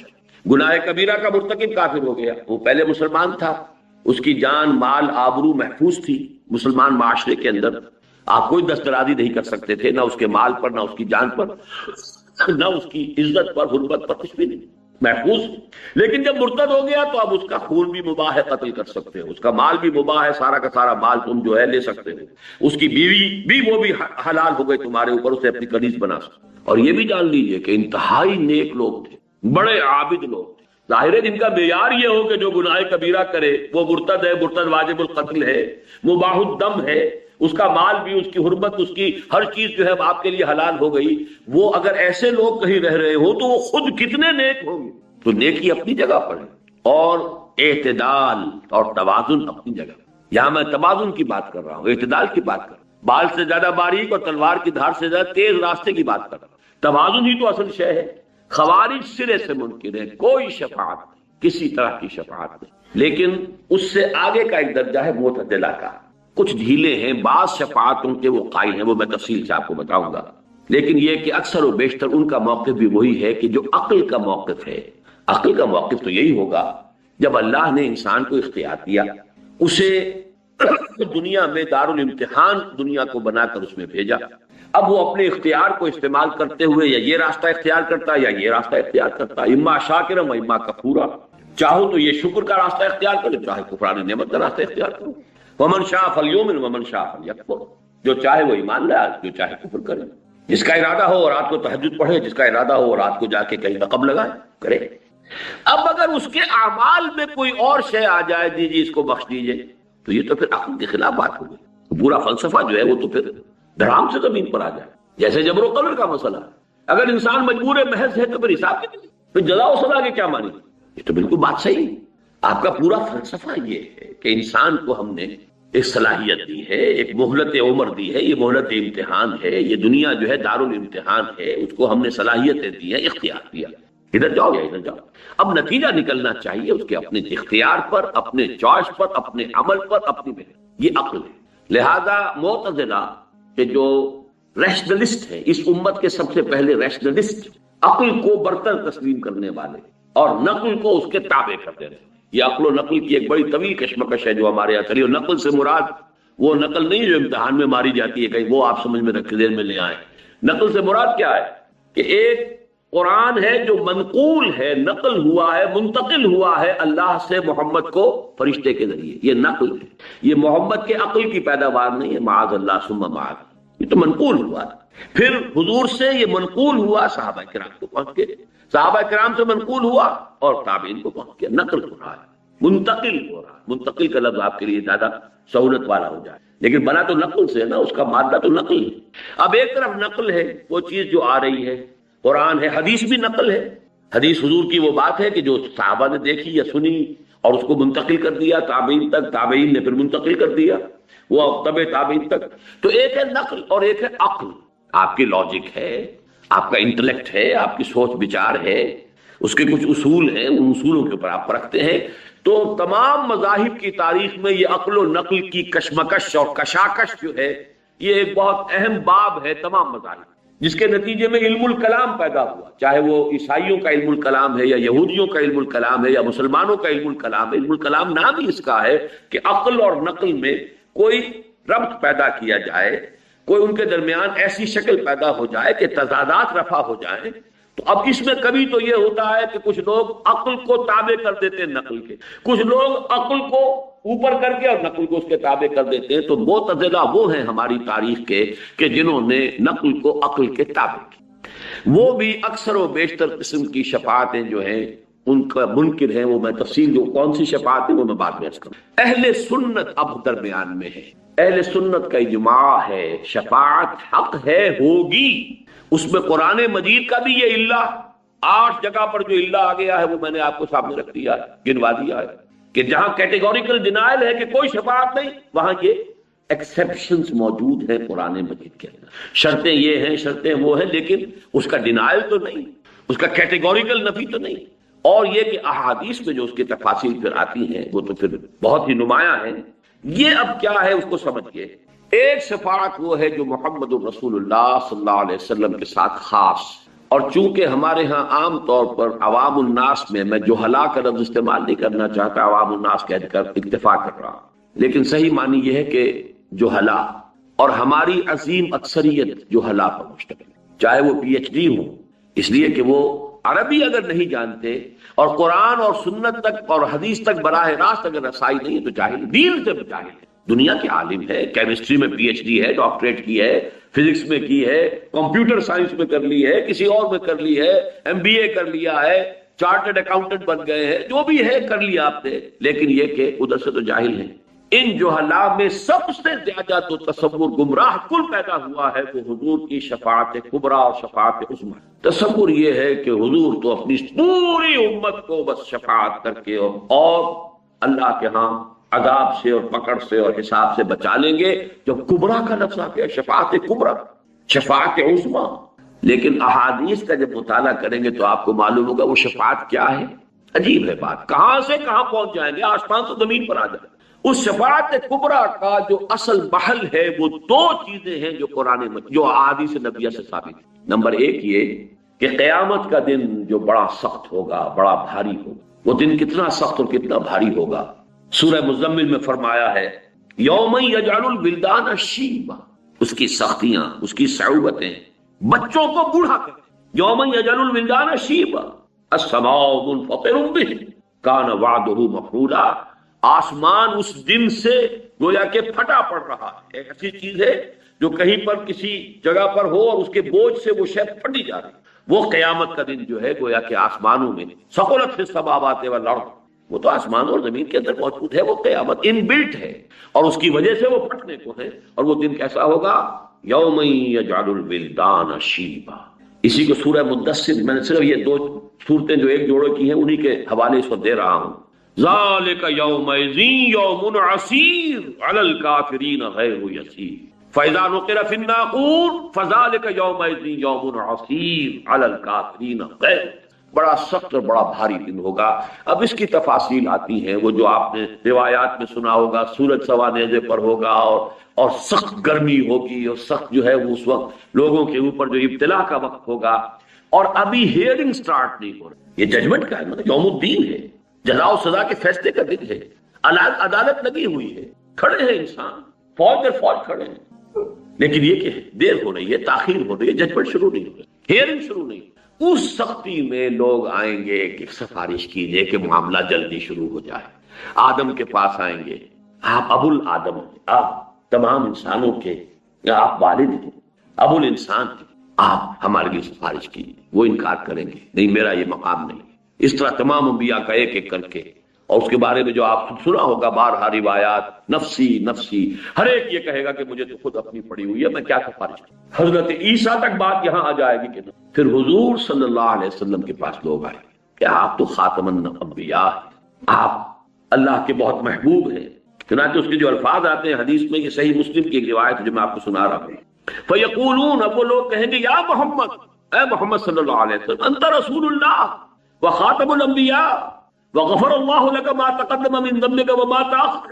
اے محمد صلی اللہ علیہ وسلم، آپ تو اللہ کے رسول، تمام انبیاء پر مہر، تمام انبیاء کے خاتم، اور آپ کے لیے تو اللہ تعالیٰ نے قرآن میں ہی اعلان کر دیا تھا کہ آپ کی ساری خطائیں معاف، کوئی خطا اگر ہے بھی سب معاف، جو بھی پچھلی اور اگلی ہیں. لہذا آپ ہمت کیجئے، اشفع لنا الی ربک الا ترى، آپ دیکھ نہیں رہے، کوئی شفاعت کیجئے ہماری، آپ دیکھ نہیں رہے، ما نحن فیہ الا ترى ما قد بلغنا، آپ دیکھ نہیں رہے ہمارے کیا حالت ہو گئی ہے، ہم کس حال میں ہیں، کس مصیبت میں ہیں، کس مشقت میں ہیں. فانطلقوا، تو حضور فرماتے پھر میں چلوں گا. فآتی تحت العرش، میں عرش خداوندی کے نیچے کھڑا ہو جاؤں. فاقع ساجدا لربی، پھر میں اپنے رب کے لیے سجدے میں گر جاؤں گا. یہاں بھی نوٹ کر لیجئے، وہ بات نہیں ہے کہ کوئی زور ہے، کوئی تحکم ہے، وہ جو آپ کے ہاں ہے مشہور، خدا جنو پکڑے چھڑا لے محمد، محمد پکڑے چھڑا کوئی نہیں سکتا. اب وہ جو تصورات ہیں وہ بالکل کوئی اور تصویر ہے جو دنوں میں بیٹھی ہوئی ہے، کوئی اور نقشہ ہے. حدیث پہ شفاعت کا جہاں اس بات ہو رہا ہے وہاں سمجھیے کہ وہ کیا ہے، نقشہ کیا ہے. فانطلقوا، میں چلوں گا، آگے بڑھوں گا. فآتی تحت عرش خداوندی کے بالکل نیچے پہنچ جاؤں گا. فاقع ساجدا لربی، اور پھر میں اپنے رب کے لیے سجدے میں گر جاؤں گا. ثم يفتح الله علي ويلهمني من محامده وحسن الثناء عليه شيء لم يفتحه لأحد قبلي، اور اس وقت اللہ تعالی مجھ پر کھولے گا اپنے حمد اور ثنا کے بعد ایسے امور کہ جو اس سے پہلے اس نے کسی پر نہیں کھولے. میں نے یہ 50s میں یہ روایت سنی تھی ایک مرتبہ، ذرا مختلف الفاظ میں مجھے یاد آ گئے. مولانا داؤد غزنوی رحمۃ اللہ علیہ، وہ ایک عجیب، یوں سمجھیے کہ ایک کمبینیشن عجیب تھا ان کی شخصیت میں. ایک طرف تو اہل حدیث، دوسری طرف صوفی، یہ دونوں چیزیں بڑی مشکل سے جمع ہوتی ہیں. اہل حدیث عام طور پر تصوف کے دشمن، لیکن یہ کہ ان کے ہاں میں نے دیکھا کہ یہ دونوں چیزیں جمع تھیں. تو انہوں نے ایک خطبہ جمعہ میں منٹگومری میں یہ واقعہ بیان کیا. تو آیا کہ اس روز میں اپنے رب کی وہ حمد کروں گا. وہ کوئی دوسری روایت ہے کہ قیامت کے دن لواء الحمد بیدی، اللہ کے حمد کا جھنڈا میرے ہاتھ میں، اور اس روز جو حمد میں اللہ کی بیان کروں گا وہ آج نہیں کر سکتا. یہ میں نے اپنے بعض دروس میں اس کی تفصیل بیان کی ہوئی ہے کہ حمد انسان کرتا ہے اپنی معرفت اور انڈرسٹینڈنگ کی مناسبت سے. آپ نے کسی شے میں کوئی حسن دیکھا، اس کے کچھ پہلو آپ پر نمایاں ہو گئے کہ اس میں یہ محاسن ہے، یہ خوبیاں ہیں، یہ اچھائیاں، یہ آپ کی انڈرسٹینڈنگ ہے، اپریسیشن ہے. جتنی اپریسیشن ہے اتنا ہی تو بیان کر سکیں گے نا. اس کے بعد پہلو ہے جو ابھی آپ کو پروازی نہیں ہوئے، آپ کے اندر اس کو اپریشیٹ کرنے کی صلاحیت ہی نہیں فرض کیجئے، تو اس کو کیسے بیان کریں. تو جہاں بھی آپ تعریف کریں گے، حمد کریں گے، مدح کریں گے، توصیف کریں گے، تحسین کریں گے، یہ لمیٹڈ ہوگی آپ کی اپنی قوت ادراک پر. آپ نے کتنا کچھ سمجھا، کتنا انکشاف آپ پر ہوا. اس لیے تو میں کہا کرتا ہوں کہ قرآن مجید کی عظمت کا جو انکشاف علامہ اقبال پر ہوا ہے، میرا مطالعہ کہہ لیجئے بہت محدود ہے، لیکن بہرحال میرے علم کی حد تک کسی دوسرے انسان پر قرآن مجید کی عظمت کا وہ ادراک اور وہ انکشاف میں نے نہیں پایا. بڑے سے بڑے عالم، یہ انکشاف ہے، یہ اپریسیشن. ایک بہت بڑا فلسفی ہی اپریشیٹ کر سکے گا نا کہ قرآن کی اس آیت میں کس قدر بڑا فلسفہ ہے. آپ آدمی کو کیا پتا کیا اس پر لکھا ہوا ہے. وَلَا تَكُونُوا كَالَّذِينَ نَسُوا اللَّهَ فَأَنسَاهُمْ أَنفُسَهُمْ. وہ اقبال ہی نہیں سمجھا کہ اسی سے کہتا ہے کہ میرا پورا فلسفہ خود ہی جو ہے وہ اس ایک آیت سے مستنبط ہے. جس کو فلسفہ وجود کی کبھی ہوا بھی نہیں لگی، اسے پتہ ہی نہیں کہ وجود کا مسئلہ کیا ہے. اسے کیا پتا هو الاول والآخر والظاہر والباطن میں کیا سمندر ہے معرفت کا کہ جو مضبوط ہے. تو انکشاف اس عظمت قرآن کا اپنی استعداد، اپنی صلاحیت، اپنی وسعت علم، اپنے ذہن کا جو یہ ظرف ہے وہ کتنا گہرا ہے، کتنا چوڑا ہے، کتنا بڑا ہے، اس میں کتنی کچھ سمائی ہو سکتی، اسی کے اعتبار سے ہوتا. تو اس حوالے سے حضور فرماتے اس روز جو میں حمد اللہ کی بیان کروں وہ آج نہیں کر سکتا، یعنی اس وقت اللہ تعالیٰ کی صفات کمال اس کا جو مجھ پر انکشاف ہوگا اس دن، وہ آج مجھ پر نہیں ہے، حالانکہ آج بھی جتنا ہے ہم اس کا تصور نہیں کر سکتے۔ حضور کی اس حیات دنیاوی کے دوران میں بھی جو تصور تھا وہ بھی ہمارے لیے وراء الورا ثم وراء الورا ثم وراء الورا، ہمارے تصور سے تو وہ بھی دور۔ لیکن حضور فرماتے ہیں کہ خود میں بھی آج وہ ادراک اور شعور جو ہے مجھے حاصل نہیں جو اس وقت مجھے عطا کیا جائے گا۔ اور یہاں اس حدیث میں، یہ صحیح مسلم کی روایت ہے، اس کی پورے الفاظ میں نے آپ کو سنا دیے، ثم یفتح اللہ علیہ ویلہمنی، پھر اللہ مجھے الہام فرمائے گا۔ اب دیکھیے بہت اہم لفظ آیا یہاں پہ الہام کا، اور یہ میری بحث میں ابھی آئے گا بڑی اہمیت کے ساتھ۔ اسی سے گرہ کھلتی ہے شفاعت کی ایک اہم اور ایک بڑے ہی غامض مسئلے کی۔ الہام اللہ فرمائے گا مجھے اپنے حمد کی، محامد، وہ چیزیں، وہ اوصاف، وہ چیزیں، وہ ایٹریبیوٹس کے جن پر حمد کی جائے، قابل حمد جو اللہ کی ذات کے پہلو ہیں، وہ اس دن جو مجھے اللہ الہام کرے گا وہ ہوں گے کہ جو کسی پر اس نے نہیں کھولے۔ فتح، کھولنا، واضح کرنا، عام کرنا۔ اس لیے مجھے ایک اور دعا یاد آ گئی جو میرا کتاب چاہے مسلمانوں پر قرآن مجید کے حقوق، اس کے اختتام پر ایک دعا ہے جو کئی دعائیں جو ہیں ذرا تھوڑے تھوڑے لفظی فرق کے ساتھ کتابوں میں ہے، تھوڑا تھوڑا فرق ہے، میں نے جمع کیا، بہت بڑا خزانہ ہے، معرفت رب کا بہت بڑا خزانہ، مقام عبدیت کا بہت بڑا خزانہ۔ اللہم انی عبدک وابن عبدک وابن امتک فی قبضتک ناصیتی بیدک ماض فی حکمک عدل فی قضاؤک۔ ذرا اندازہ کیجئے عبدیت کا، اے اللہ میں تیرا بندہ ہوں، اللہم انی عبدک وابن عبدک، میرا باپ بھی تیرا ایک ادنا غلام تھا، وابن امتک، میری ماں بھی تیری ادنا کنیز تھی، اللہم انی عبدک وابن عبدک وابن امتک فی قبضتک، میں تیرے قبضہ قدرت میں ہوں، ناصیتی بیدک، میری پیشانی تیرے ہاتھ میں ہے، ماضٍ فی حکمک، میرے پورے وجود میں تیرا ہی حکم جاری و ساری ہے، عدل فی قضاؤک، میرے بارے میں جو فیصلہ تو کرے وہ عدل پر مبنی، کوئی شک ہے ہی نہیں تیرے عدل پر۔ اب اس کے بعد سوال ہے، یہ حمد کرنے کے بعد سوال ہے، میں سمجھتا ہوں کہ بہت کم نصیبی ہے ان کی جنہوں نے میرا وہ کتاب پڑھا اور یہ دعا یاد کی۔ اللہم انی عبدک وابن عبدک وابن امتک فی قبضتک ناصیتی بیدک ماضٍ فی حکمک عدل فی قضاؤک۔ یہ ساری حمد تحمید ہے، یہ ساری تواضع، یہ عاجزی، یہ ان کے ساری تمہید ہے کس بات؟ اسألک بکل اسم ھو لک، اے اللہ میں تجھ سے سوال کرتا ہوں تیرے ہر اس نام کے حوالے سے جو تیرا ہے، جو تیرے اسماء ہیں، میں انہی کے حوالے سے پکار سکتا ہوں۔ قرآن مجید میں آیا کہ نہیں، لہ الاسماء الحسنی فادعوہ بہا، اللہ کو جب بھی پکارنا ہو اللہ کے ناموں کے حوالے سے پکار۔ اللہ تیرا جو بھی نام ہے میں اس کا واسطہ دے کر تجھ سے سوال کرتا۔ اسألک بکل اسم ھو لک سمیت بہ نفسک، جس سے تو نے اپنے آپ کو موسوم کیا، خود اپنے لیے وہ نام اختیار کیا، او انزلتہ فی کتابک، یا وہ نام تو نے اپنی کسی کتاب میں نازل فرمایا، او علمتہ احدا من خلقک، یا وہ نام جو تو نے اپنے بندوں میں سے کسی کو کبھی سکھایا، اب استأثرت بہ فی مکنون العلم عندک، اور اے اللہ وہ نام بھی جو تو نے ابھی اپنے پاس خزانہ غیب کے اندر رکھے ہوئے ہیں میں اس کا بھی واسطہ کرتا، یعنی تیرے وہ نام بھی ہیں جو تو نے کسی کو ابھی تک نہیں بتایا۔ یہ محمد رسول اللہ کی دعا ہے۔ اسألک بکل اسم ھو لک سمیت بہ نفسک او علمتہ احدا من خلقک او انزلتہ فی کتابک او استأثرت بہ، جسے تو نے محبوب بنا کر اپنے پاس ہی چھپا کر رکھا، تیرا وہ نام بھی ہے۔ اب استأثرت بہ فی مکنون الغیب عندک، غیب کا جو چھپا ہوا خزانہ ہے جو خاص تیرے پاس ہے، اور تو نے وہ نام ابھی اپنے ہی پاس اسی خزانے میں رکھا ہوا چھپا کر، میں اس کا بھی واسطہ دے دوں۔ ان تجعل القرآن ربیع قلبی، مانگا کیا ہے؟ دولت نہیں مانگی، اولاد نہیں مانگی، کیا مانگا ہے؟ ان تجعل القرآن ربیع قلبی، اس قرآن کو میرے دل کی بہار بنا، ونور صدری، میرے سینے کا نور بنا، وجلاء حزنی، میرے غم اور رنج کا مداوا بنا دے، وذہاب ہمی وغمی، اور میرے ہموم اور تفکرات کا مداوا بنا اس قرآن۔ یہ دعا مجھے کیوں یاد آ گئی؟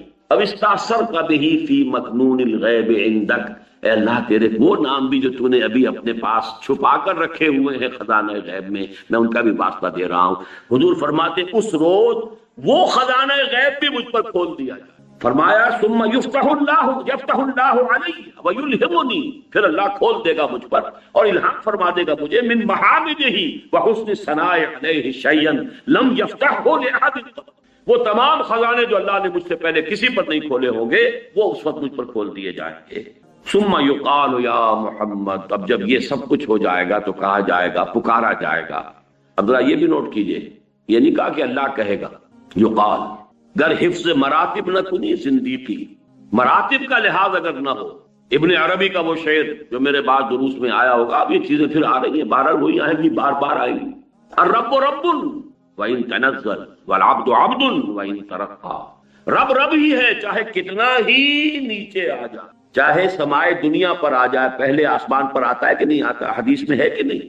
ہر رات کے پچھلے گھڑیوں میں، جنہیں آپ کہتے ہیں small hours of the morning, یہ 2 3 4 یہ سب سے چھوٹے ہیں نا، ان سے 1 2 3 4 12 کے بعد 1 پہ آ گئے نا ایک دم، اسمال آورز آف دی، یہ جو شروع کی صبح کے آف دی مارننگ، ان میں اللہ نزول اجلال فرماتا ہے، پہلے آسمان پر آ جاتا ہے۔ اور محمد الرسول اللہ شب معراج میں 7ویں آسمان پر پہنچ گئے، لیکن محمد ہے، اللہ اللہ ہے۔ الرب رب وَإِن تنزل، رب رب ہی ہے چاہے کتنا ہی نیچے آ جائے، کتنا ہی قصور فرمائے۔ والعبد عبد وَإِن ترقى، بندہ بندہ ہی رہے گا چاہے کتنا ہی ترقی کر لے اور کتنے ہی اونچے مقام پر پہنچے۔ وہ حفظ مراتب یہاں پر نوٹ کیجئے، کہا جائے گا ثم یقال، پھر کہا جائے گا، کوئی کہنے والا کہے گا، کوئی پکارے گا، جیسے درباروں کے اندر ہوتے ہیں وہ اعلان کرنے والے کچھ اور ہوتے ہیں۔ ثم یقال یا محمد ارفع راسک سل تعطى اشفع تشفع، اس وقت مجھ سے کہا جائے گا اے محمد صلی اللہ علیہ وسلم اپنا سر اٹھاؤ، سجدے میں پڑے ہوئے، یہ ساری حمد و ثنا سجدے میں کر رہے ہیں۔ ارفع راسک، اپنا سر اٹھاؤ، سل اور مانگو، تعطى تمہیں عطا کیا جائے، واشفع کرو جو سفارش کرنی ہے، تشفع تشفع تمہاری شفاعت قبول کی جائے، فارفع راسی فاقول، اس کے بعد میں اپنا سر اٹھاؤں گا اور کہوں گا۔ یہاں تک کا پورا نقشہ میں نے آپ کے سامنے بیان کر دیا حدیث کے الفاظ میں۔ اب یہ شفاعتیں 2 ہوں گی، جسے شفاعت کبریٰ کہا گیا وہ کیا ہوگی، جس کو کہا گیا ہے ہمارے ہاں وہ شفاعت کبریٰ کیا ہوگی، اللہ تعالی کی طرف سے وہ جو تاخیر ہو رہی تھی حساب کتاب کی وہ ختم ہو جائے، حساب شروع ہو جائے، یہ ہے شفاعت کبریٰ۔ اور دوسری شفاعت کبریٰ کیا ہوگی، کہا جائے گا کہ میں کہوں گا یا رب امتی امتی، پروردگار مجھے اپنی امت کی، پروردگار مجھے اپنی امت کی، فیقال یا محمد، تو کہا جائے گا اے محمد صلی اللہ علیہ وسلم ادخل الجنت من امتک، اپنی امت میں سے جنت میں داخل کر دو، من لا حساب علیہ من الباب الایمن من ابواب الجنہ، ان لوگوں کو جن کے ذمے کوئی حساب نہیں۔ یہ کون لوگ ہیں جن کے ذمے کوئی حساب نہیں؟ جنت کے داہنے دروازے سے ان لوگوں کو لے جاؤ، داخل کر دو جن پر کوئی حساب نہیں۔ یہ دوسری احادیث سے معلوم ہوتا ہے، بعض احادیث میں تو 70,000 کا عدد آیا ہے، میری امت میں سے 70,000 لوگ ایسے ہوں گے جن کے بارے میں امام بخاری نے باب قائم کیا ہے، يدخل الجنت 70,000 بغیر حساب، 70,000 جو ہے امتی محمد الرسول اللہ صلی اللہ علیہ وسلم کے وہ بغیر حساب کتاب۔ وہ کون سے ہوں گے؟ وہ لوگ ہوں گے جس کے بارے میں فرمایا لا یکتبون ولا یسترقون ولا یتطیرون وعلی ربہم یتوکلون، وہ تیری امت کے لوگ اے محمد صلی اللہ علیہ وسلم جو خالص متوکل تھے اللہ پر، لہذا نہ تو وہ داغ لگواتے تھے، نہ وہ کوئی جھاڑ پھونک کرواتے تھے، نہ کوئی فال لیتے تھے۔ یہ 3 اوصاف، جو لوگ اپنے معاملے کو کلیتاً اللہ کے حوالے۔ اب جھاڑ پھونک ہو رہی ہے، ایک ہے دوا، علاج، ایک مناسب حد تک علاج کرنا سنت ہے، علاج کیجئے دوا کے ذریعے سے کیجئے۔ جیسا کہ میں نے عرض کیا، آپ سے آ کر کسی نے کہا کہ مجھے یہ تکلیف ہے، میں اللہ سے دعا کر رہا ہوں، آپ بھی دعا کیجئے، بالکل اس پہ کوئی حرج نہیں، قتل کی یہ شفاعت ہے اور یہ جائز ہے، ہونی چاہیے۔ اسی طرح کسی سے آپ نے کہا مجھے پانی پلا دو، یہ بالکل ٹھیک ہے۔ جو بھی ہمارے مادی قوانین ہیں، جو عالم مادی ہے، اس کے تحت کسی سے مدد مانگ لینا یہ قطعاً کوئی نہ کفر ہے نہ شرک ہے، لیکن کسی روح کو پکارنا، یا شیخ عبد القادر جیلانی میری یہ تکلیف رفع کر دے، یہ شرک ہو جائے گا۔ کسی فرشتے کو پکارنا، یا جبرائیل میری اس وقت یہ مدد کر دے، یہ شرک ہو جائے۔ محمد کو پکارنا، علی کو پکارنا، یا علی مدد، یہ کفر اور شرک ہو جائے۔ اسی طریقے سے میں نے عرض کیا کہ یہ لوگ توکل کرنے والے وہ ہیں کہ جو یہ جھاڑ پھونک نہیں کراتے، کوئی فال وغیرہ نہیں لیتے، یہ بدشگونی ہو گئی، یہ بدفالی ہے، یہ فلاں ہے، یہ چیزیں ہیں، ان تمام چیزوں سے ماورا ہو کر وہ صرف اللہ پر توکل کر، جو اللہ چاہے گا وہ ہوگا اور جو اللہ نہیں چاہے گا وہ نہیں ہوگا۔ ما شاء اللہ کان وما لم یشاء لم یکن۔ کسی جادوگر کا جادو مجھ پر اثر نہیں کر سکتا اگر اللہ نہ چاہے۔ یہ دوسری بات ہے کہ اگر اللہ ہی نے اپنے کلام میں نازل کر دی ہے معوذتین اور اس کو آپ ذریعہ بنائیں، یہ بالکل اللہ بات ہے۔ لیکن کسی کا بھی یہ تصور کر لینا کہ وہ از خود مجھے کوئی نقصان پہنچانے پر قادر ہے، یہی تو شرک اور کفر ہے۔ لا حول ولا قوت الا باللہ۔ لہذا یہ 70,000 جو ہوں گے یہ تعداد اس حدیث میں نہیں ہے اور نہ یہ وضاحت ہے، لیکن یہ کہ احادیث کو بھی جیسے قرآن مجید میں ہم ایک آیت کو دوسری آیت کے ساتھ جوڑ کر اس کا نتیجہ نکالتے ہیں۔ شفاعت کبریٰ محمد الرسول اللہ صلی اللہ علیہ وسلم کی، جس کا کہ عوام میں نہ معلوم کیا تصور ہو گیا ہے، از روح احادیث صحیحہ صرف یہ 2 شفاعتیں ہیں جو محمد کو حاصل ہیں صلی اللہ علیہ وسلم، جو خاص ہیں آپ کی ذات کے ساتھ، اور وہ یہ ہیں کہ جب قیامت میں دیر ہو رہی ہوگی، ہیئرنگ میں سماعت شروع نہیں ہو رہی اور سختیوں میں ہوں گے اور شدائد میں ہوں گے، اس وقت آپ کی شفاعت سے حساب کتاب شروع ہو جائے۔ اور نمبر 2، آپ کو کہہ دیا جائے گا اپنی امت کے ان لوگوں کو لے کر فوراً ان لوگوں کو داخل کر دیجئے، ابھی یہ جو حساب کتاب ہونا ہے یہ بھی نہیں ہو، یہ سختی بھی ان کے لیے نہیں ہے۔ آپ کی امت کے وہ لوگ کہ جو جن پر کوئی حساب نہیں ہے، اور یہ وہ لوگ ہیں کہ جو نہ کئی داغ لگواتے تھے، یہ بھی پرانے زمانے میں داغ لگا دینا، نشان لگا دینا، اس میں یہ کہ کچھ وہ معبودوں کا حوالہ بھی ہوتا تھا، کچھ اس سے وہ جو ہے قبائل کی شناخت بھی ہوتی تھی، مختلف تھا، اس سے بھی روکا۔ اور جھاڑ پھونک، اب جھاڑ پھونک کے اندر نوٹ کر لیجئے، جو چیز محمد رسول اللہ سے ثابت ہوگی وہ تو ہم کریں گے، لیکن اس سے آگے پھر جو عملیات ہمارے ہاں مشہور ہو گئی ہیں، فلاں عملیات و فلاں عملیات، یہ تمام چیزیں جو ہے وہ اسی کھاتے میں آ جائیں۔ وہ متوکلون جن کے بارے میں فرمایا گیا ہے کہ وہ جائیں گے جنت کے اندر بغیر حساب، ان کے 3 ہیں، لا یکتبون ولا یسترقون ولا یتطیرون وعلی ربہم یتوکلون، اور وہ صرف اپنے رب پر توکل کریں گے، اپنے معاملے کو فوض امری اللہ ان اللہ بصیر بالعباد، اللہ کے حوالے کر دیں گے کہ اللہ تعالی ہی میرے تمام حالات کو جانتا ہے، دیکھ رہا ہے۔ سپرتم بتو مایہ خیشرا، تو دانی حساب کرو۔ تو 2 چیزیں ہوئیں کہ جو حضور صلی اللہ علیہ وسلم کے ساتھ خاص، اور یہ وہ ہے جن کے معتزلہ بھی قائل۔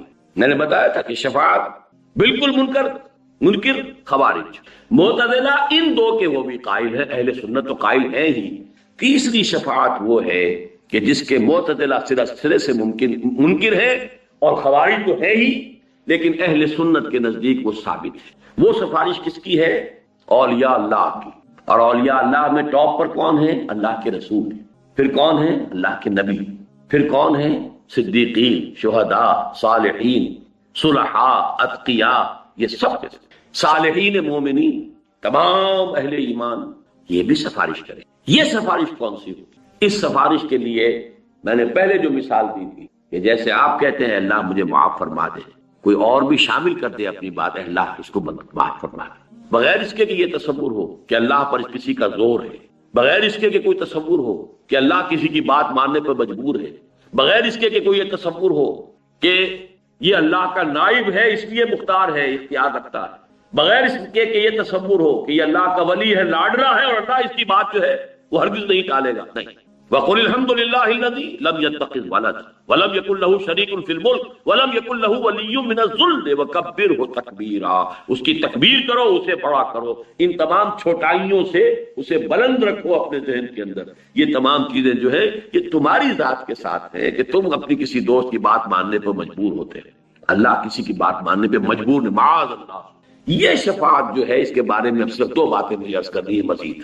پہلی تو یہ کہ یہ شفاعت کفار کے لیے نہیں ہے، انبیاء کو بھی اجازت نہیں ہوئی کہ کافروں کے لیے شفاعت کریں۔ قرآن مجید میں صراحت سے مذکور ہے، حضرت ابراہیم کو اپنے باپ کے لیے بھی اجازت، احادیث میں موجود ہے کہ حضور فرماتے ہیں میں نے اپنی والدہ کے لیے استغفار مغفرت کی اجازت چاہیے، اللہ اجازت دے کہ میں اپنی والدہ کے لیے استغفار کر سکوں، اجازت نہیں ملی مجھے۔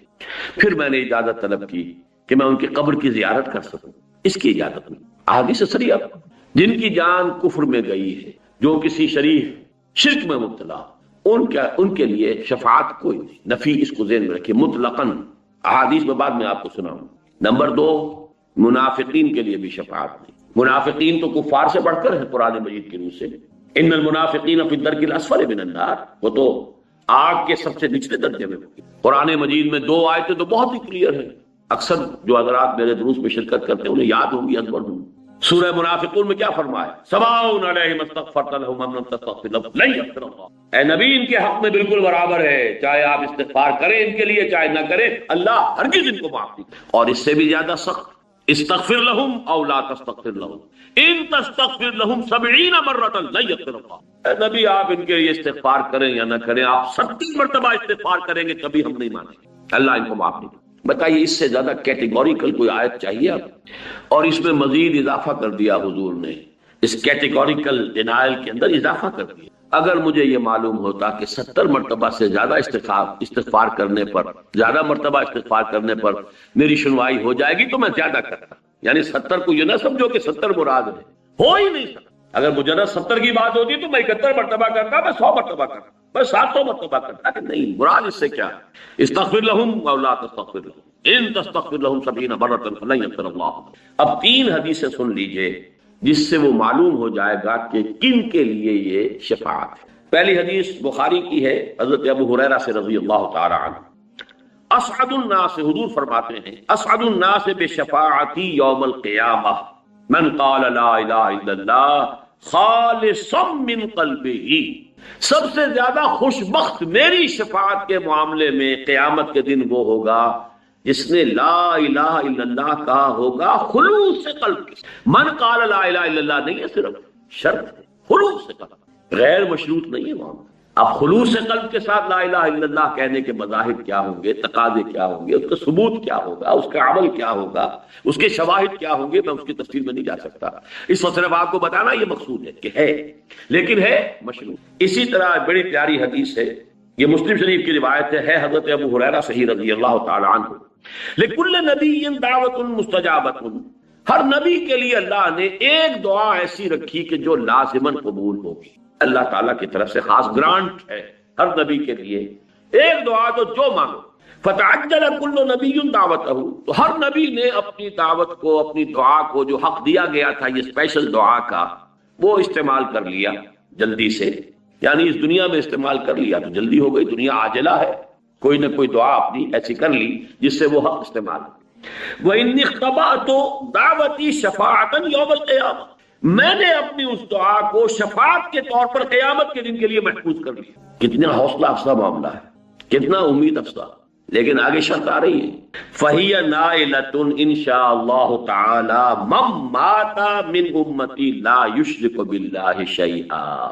وہ میری شفاعت، اور یہاں بھی انشاءاللہ وہ میری شفاعت، وہ دعا اللہ نے گرانٹ کی ہوئی ہے پہلے سے، وہ دعا جو میں نے رکھ لی ہے کہ شفاعت کے لیے استعمال کروں گا قیامت کے دن اپنی امت کے لیے، وہ انشاءاللہ میری یہ دعا اس شخص کے حق میں ثابت ہو جائے گی، مفید ہو جائے گی جو مرا ہو اس حال میں کہ اس نے اللہ کے ساتھ شرک. اب یہاں شرک کس کس کو کہتے ہیں؟ شرک صرف بت پرستی کا نام ہے؟ شرک صرف بتوں کو سجدہ کرنے کا نام ہے؟ یا جھنڈے کی سلامی بھی شرک ہے؟ یا قومی ترانے میں کھڑا ہونا بھی شرک ہے؟ اس کا سمجھنا ذرا باریک بات ہے. شرک نے ہمیشہ بھیس بدلے ہیں، ہمیشہ بھیس بدلے، ہر دور میں نئی صورت میں آیا. آج کا سب سے بڑا شرک انسانی حاکمیت کا شرک. ان الحکم الا للہ لا یشرک فی حکمہ احدا، نہیں ہم سب شریک ہیں، اللہ تیری حاکمیت میں شریک، بلکہ تجھ سے بڑے حاکم ہے، تیرا حکم نیچے ہماری پرتی. تو شرک پر تو میرے پھر 6 لیکچر سنیے، کبھی ہے 20 سال پرانے، کبھی مجھے بھی خواہش ہوتی ہے کبھی میں بھی سنوں ان کو. لیکن یہ کہ میں نے الحمدللہ کہ اس کے مختلف پہلوؤں کو واضح کیا ہے. شرک فی الذات، شرک فی الصفات، شرک فی الحقوق، ان 3 اعتبارات 6 گھنٹے کے لیکچر. ایک شرک وہ بھی ہے، ذرا غریبانوں میں جانکیے کون اس سے بچا ہوگا.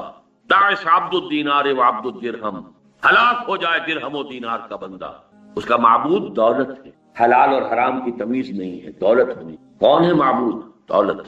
عبد الدینار ہے، یہ نام ان کا عبد الرحمن ہے، حقیقت میں عبد الدینار، جسے دینار کے لیے، دینار سے اتنی محبت ہے کہ نہ حلال کا خیال ہے نہ حرام سے کوئی اجتناب.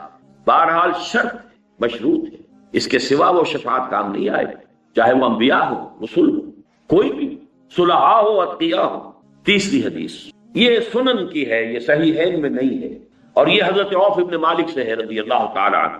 اتانی آتم من ربی، حضور فرما رہے ہیں، یہ آپ اپنا کوئی تجربہ، کوئی روحانی تجربہ بیان فرما رہے ہیں، کوئی عالم غیب سے جو آپ کے معاملات ہوتے تھے. میرے پاس آیا ایک آنے والا میرے رب کی جانب سے، ایک آنے والا میرے پاس آیا اللہ کا کوئی فرشتہ، اتانی آتٍ من ربی فخیرنی، اور اس نے مجھے ایک اختیار دیا، ان یدخل نصف امتی الجنت۔ دو باتیں ہیں اے محمد، اللہ کی طرف سے آپ کو یہ اختیار دیا جا رہا ہے اور یہ پیغام میں پہنچا رہا ہوں، آپ کو اختیار ہے، یا تو آپ اپنی آدھی امت کے جنت میں داخل ہونے کی ضمانت لے لیجیے، ان یدخل نصف امتی الجنہ، اور دوسرا آپشن کیا ہے، وبین الشفاعت ہے، اور یہ کہ دوسرا یہ ہے کہ شفاعت کریں قیامت کے دن۔ یہیں پر آپ کہتے ہیں تو ہاف گرانٹیڈ، آدھی امت آپ کی جو ہے اس کی مغفرت جو ہے وہ ہم کر دیں، اور ایک یہ ہے کہ آپ قیامت کے دن کے لیے اپنی شفاعت کو محفوظ رکھیں۔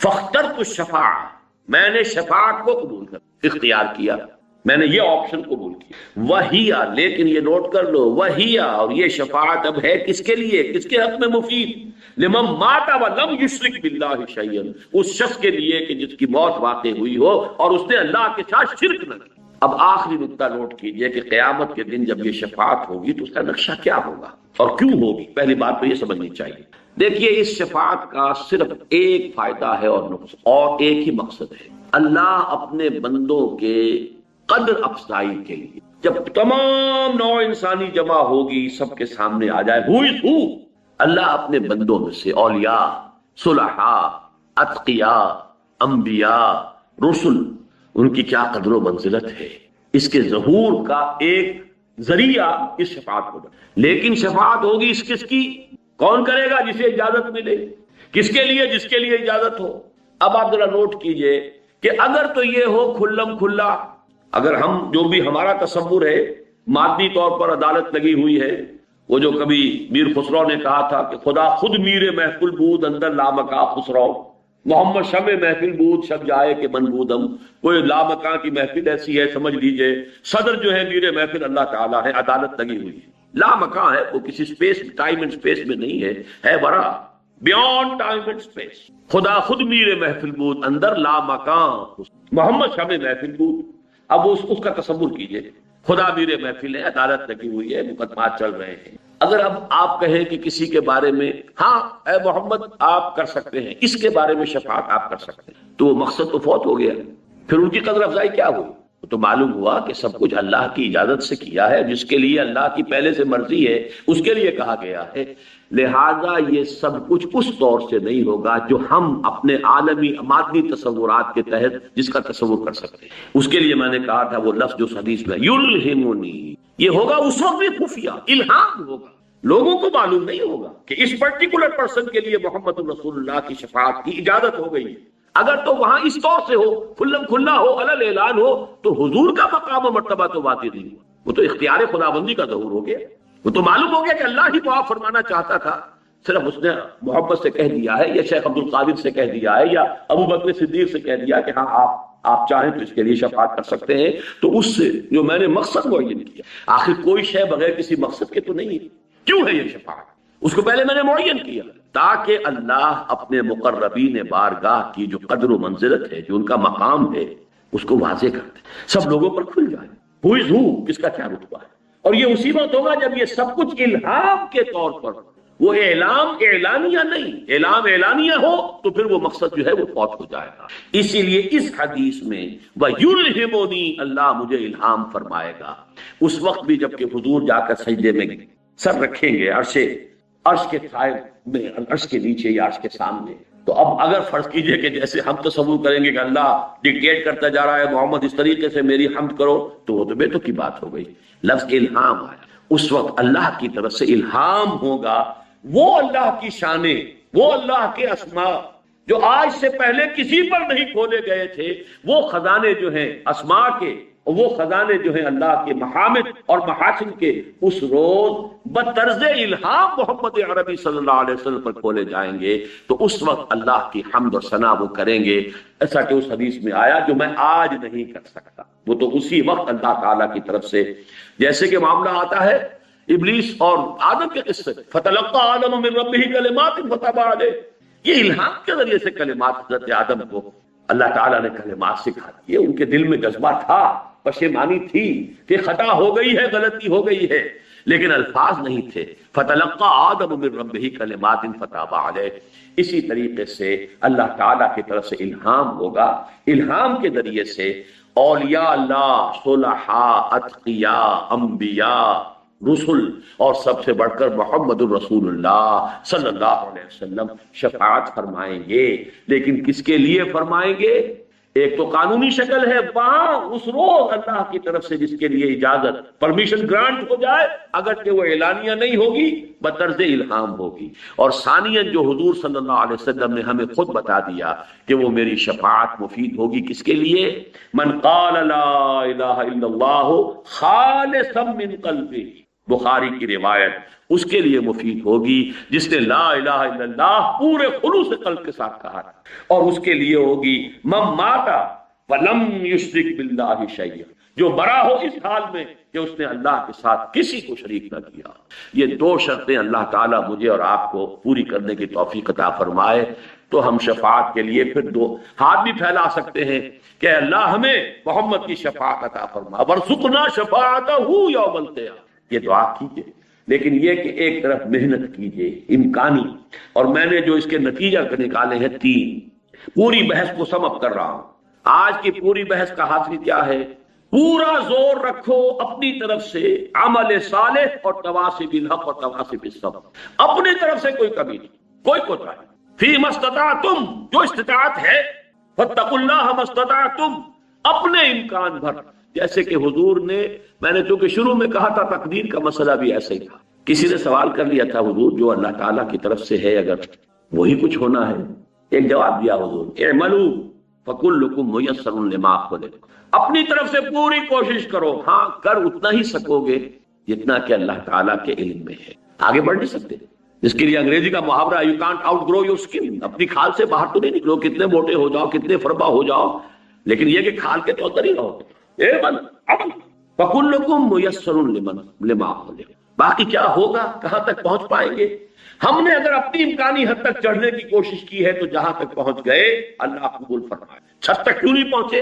نہیں، اگر ہمارے اندر ہمت نہیں تھی چھت تک نہیں پہنچے. لیکن آپ نے خود اپنی کوشش میں کوئی کمی کی ہے تو آپ، پہلی بات یہ کہ امکان بھر زور عمل صالح